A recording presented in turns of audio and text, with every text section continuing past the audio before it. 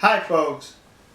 Between the nation of South Korea and Japan, there's an issue that's an irritant to both countries, and it's the comfort women issue, where the Koreans are claiming that during and before the Second World War, the Japanese forced over 200,000 Korean women into prostitution, making them sexual slaves, calling them comfort women. And the Japanese are saying that is incorrect. These women were recruited and they volunteered to serve in these comfort woman houses for the Japanese Imperial Army. So the issue goes back and forth. Recently there's been some documentation on the internet which was reported to have been a report issued by the United States Army in 1944.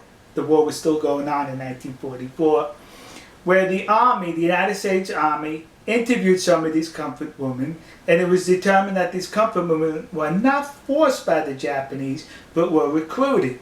Well, looking at the document and the different versions, one can question the legitimacy of that document. That's what I did, kids. I questioned it. So I contacted the National Archives outside of Washington, D.C. I made a telephone call. They advised me to send correspondence. I did. Well, yesterday they replied with this envelope. And in this envelope was the very report that appears on the internet. They authenticated the report, saying that this is an authentic report written in 1944 by the United States Army after they captured comfort women in the Philippines. You notice how I use the word captured and not rescued? Because they were captured. These comfort women were fleeing the advancing American military. They were fleeing with the Japanese. Right behind the Japanese soldiers were these comfort women. They got separated. And when they got separated, they got disoriented and lost, and that's when they were captured and interviewed by the United States Army. Now remember, 1944, there was a war going on, kids, and the Japanese as well as the Americans used anything to their advantage for propaganda purposes.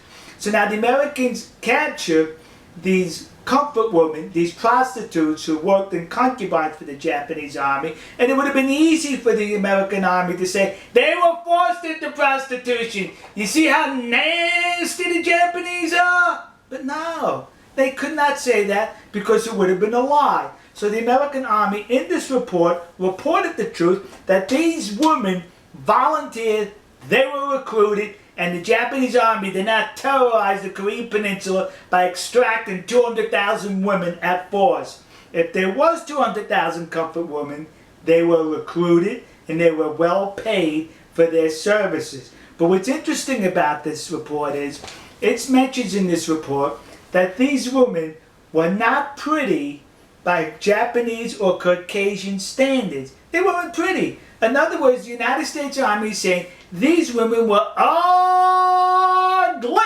That's it, kids. You know, next to the Yasukuni Shrine in Tokyo, there's a war museum. Now, when you go through the museum, it takes you all the way through Japan's military history, I think from pre-samurai, samurai, Edo, up into World War II. But you know what I did not notice as far as military equipment that I'm sure the Japanese Imperial Army was issued? Was these. How come they didn't issue? They should have issued them 2 of these. Yeah, because I bet those women were so ugly they were 2 baggers. One bag you put over the comfort woman, and one bag over the Japanese soldier. So in case the comfort woman's bag fell off, you still had your bag on your head. So am I making light of the situation? Yes. Because it's disgusting that people are exploiting this situation for their advantage. This report goes on to mention that the women enjoyed a whole lot of money to where they were able to buy clothes, cosmetics, and other stuff for themselves on their visits into town.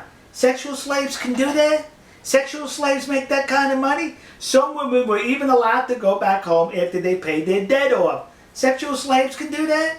Some women were even complaining that their schedule with the Japanese soldiers was too tight, that they were not able to accommodate all the soldiers, and that saddened them that they could not have sex with all the soldiers. Sex slaves feel that way?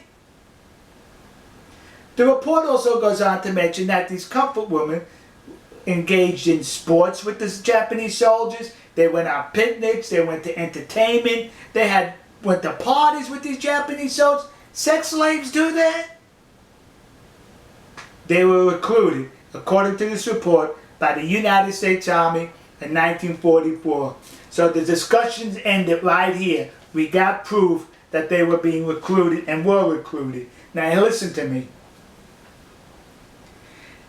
Koreans currently are now plaguing the United States with these memorial statues or plaques dedicated to these comfort women, claiming they were forced into sexual slavery by the Japanese army. You're a liar. That did not happen.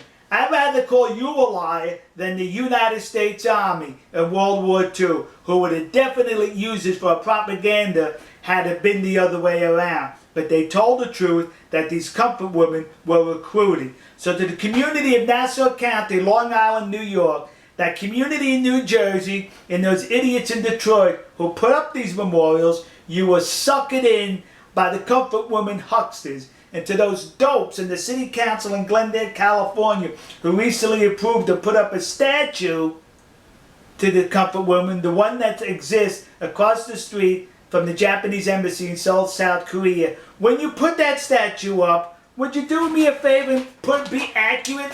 Put a paper bag over her head. Alright folks, we'll see you. God bless you. God bless America. God bless the nation you happen to be in. And to those poor Japanese soldiers who were just drafted by the military to serve and fight for their country, only to be confronted by comfort women which required 2 bags. One for you and one for the woman. To those Japanese soldiers, you should be seeking compensation from the Japanese government who recruited ugly women to serve in your concubines. We'll see you.